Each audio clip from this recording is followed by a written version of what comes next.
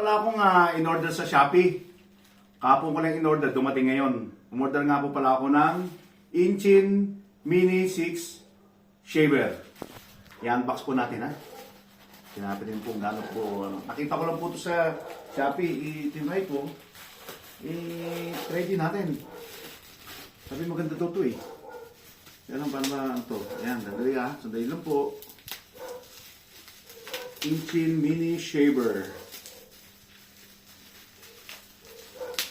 Madali na po siyang gamitin. Hindi ka na po bibili pa ng mga disposable na shaver. Ito po siya, electric shaver Inchin.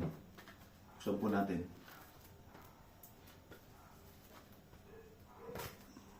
Po tayo ng gunting para po mabuksan natin ang loob.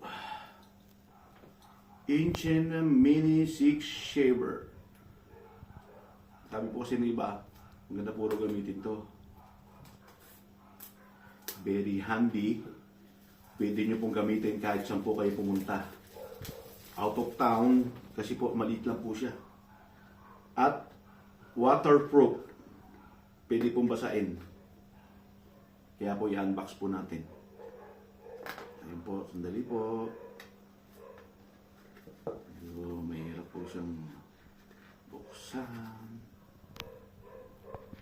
Mini Shaver Inchin. Sikat na sikat puro ito. Electric shaver. Kaya tingnan po natin. Lapit po kayo para makita nyo po kung ano tsura niya. Lapit po kayo para makita nyo. Ayan po ang loob niya. Ayan po. Electric Mini Shaver. Wow! Ang ganda po niya. Kita nyo po. Napakaliit po oh. Ganyan kalaki lang po siya oh. Sa may palat ko. Ang ganda-ganda po niya oh. Tsaka yung kulay niya. Wow! Ang ganda. Ang ganda-ganda po niya. At meron po siyang Type-C na connector. Ayan po. Type-C po siya. At meron po siyang brush.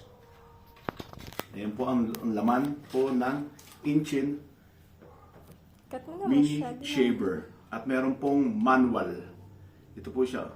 Ang ganda-ganda po. Tingnan niya. Tingnan niya po. Ang ganda-ganda po. Napakaliit po. Salamat po!